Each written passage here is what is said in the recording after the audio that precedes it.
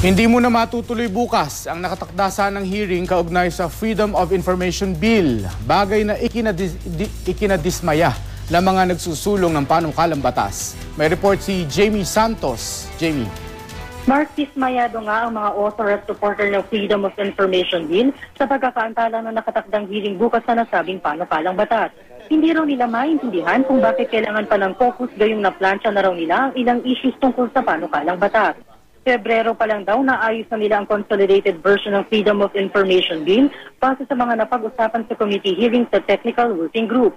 Kasama na rin daw dito maging ang mga rekomendasyon ng study group ng Malacanang. Sabi ni Deputy Speaker Erin Tañada, principal author ng FOI Bill, dapat daw nasa plenary na ang FOI Bill. Nakakapagtaka lang din daw na hindi nagpapatawag ng hearing ang Committee on Public Information, gayong may suporta naman daw ito kay Pangulong Aquino at sa liderato ng Kamara. Kaya naman daw kakausapin ni Tañada si Speaker Belmonte para alamin kung bakit daw kailangan ng caucus.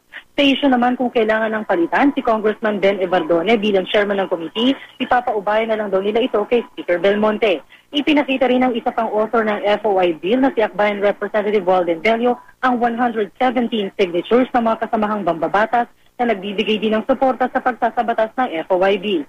Sa nagdaraw na ito, makikitang may suporta ang panukalang batas. Tinawag naman ni Vince Lazatin, Executive Director ng Transparency and Accountability Network, na walang isang salita si Evardone. Si Evardone daw kasi mismo ang nagsabi sa mga taga-media na tuloy ang hearing sa FOI Bill bukas, tapos hindi raw ito itinuloy. Lahat daw ng ibinigay na dahilan ni Evardone ay pawang palusot lamang.